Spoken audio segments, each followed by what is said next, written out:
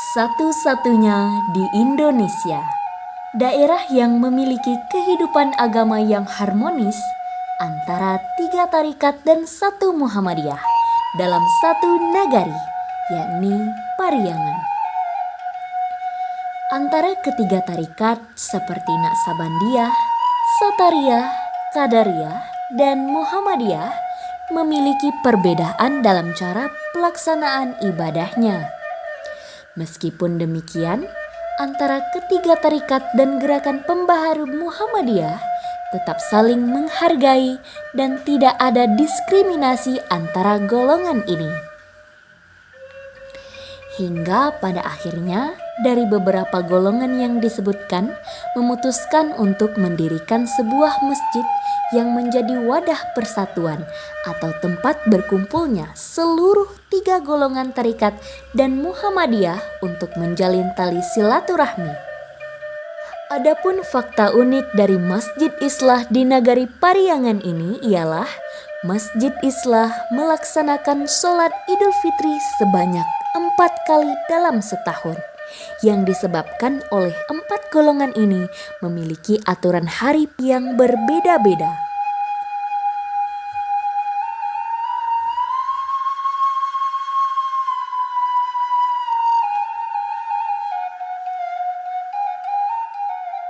Orang Pariangan, aliran tarikat itu masih ada, cuman tinggal perorangan.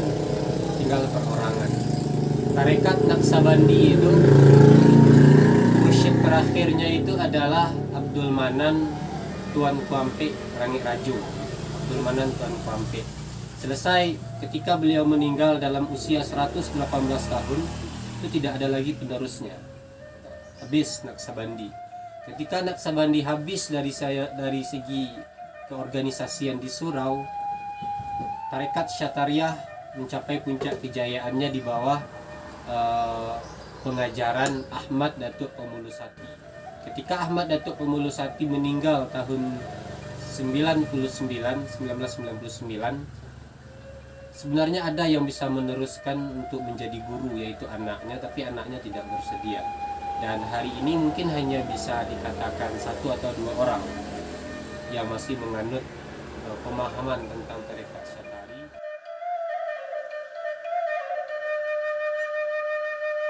Pada masa sekarang, masyarakat masih menggunakan 32 surau untuk sholat tarawih dan belajar mengaji. Ada surau yang masih berdiri kokoh dan ada surau yang mulai roboh. Dari segi pemugaran dalam mempertahankan surau, pemerintah tidak ikut andil, dikarenakan surau tersebut merupakan kepemilikan kaum suku. Adapun aturan nama yang diberikan terhadap surau berdasarkan nama orang yang menghuni surau, lingkungan geografisnya, dan ada pula surau yang diberi nama berdasarkan imamnya.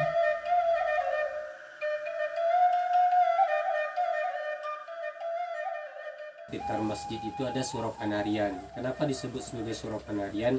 Dia berada di hampir sejajar dengan halaman masjid, gitu ya, yang dekat kolam ikan itu. Ada Surau Ilia. Surau Ilia itu artinya bagian samping masjid, karena ada orang Pariangan itu kalau ke arah kanan di masjid itu namanya Ilia gitu, maka secara geografis letaknya arah ke Ilia itu, maka diberi Surau Ilia gitu. Ada Surau Niara, karena yang tinggal di situ itu ada seorang nenek-nenek namanya Niara gitu, maka diberi nama seperti itu. Masuknya Islam di daerah Pariangan tentu tidak serta-merta diterima oleh masyarakat setempat.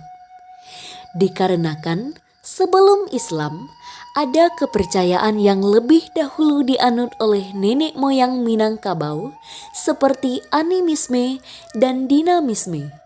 Kemudian masyarakat Nagari Pariangan menerima pengaruh Hindu dan Buddha. Lokasi tempat tinggal dari narasumber kami memiliki nama Dusun Biaru. Diambil dari konsonan kata biara yang artinya tempat ibadah orang Hindu dan Buddha. Secara arkeologi, Perbukitan yang ada di belakang rumah narasumber ini seperti bangunan candi yang bertingkat-tingkat. Islam masuk ke nagari Pariangan memiliki beberapa versi yang berbeda. Masuknya Islam ke daerah Pariangan dibuktikan dengan koin yang ditemukan dari Kerajaan Riau. Salah satu sisinya bertuliskan basmalah dan di sisi sebelahnya ada tulisan Allah dan Muhammad. Koin tersebut tertulis pada abad ke-8 Masehi. Islam ini dibawa oleh Syekh Burhanuddin ya, sebagai seorang ulama Minangkabau yang orang belum tahu kalau sebenarnya Syekh Burhanuddin itu aslinya orang Pariangan gitu. Ya, orang Pariangan aslinya. Nama kecilnya adalah Konun gitu ya. Kemudian dia merantau ke daerah Sintu Lubuk Alung, berguru dia kepada Syekh Madinah, seorang saudagar, seorang pedagang yang asli Madinah, kemudian datang ke Sumatera ini untuk berdagang, maka diberi gelar Syekh Madinah. Dia berguru kepada Syekh Madinah, kemudian namanya dari Konun dirubah menjadi Pono gitu. Orang hari ini tahu hanya bahwa nama kecil Syekh Burhanuddin itu Pono, padahal nama kecilnya Konon.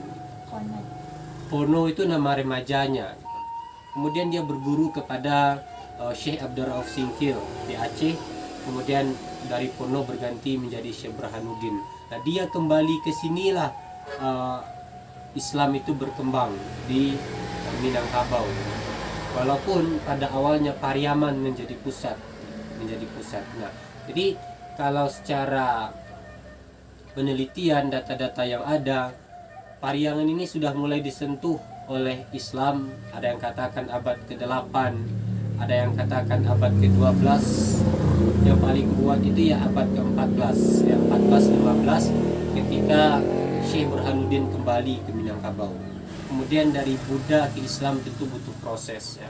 Ada satu kearifan lokal, cerita masyarakat atau tutur lisan yang mengatakan bahwa ketika Syekh Burhanuddin itu pulang ke Minangkabau, dia berlayar di Pariaman itu, menepi di Pariaman itu. Kemudian dia langsung ke sini ya, menyilau atau mengunjungi tanah leluhurnya, tanah orang tuanya, tanah kelahirannya. Tetapi ketika itu karena masyarakat Minangkabau masih memiliki pemahaman tentang Hindu dan Buddha, kedatangan beliau ditolak gitu. Kenapa? Karena masyarakat takut kalau dia adalah penyebar sesuatu yang tidak baik. Nah, itu bentuk bahwa masyarakat secara instan tidak bisa menerima, tetapi secara proses.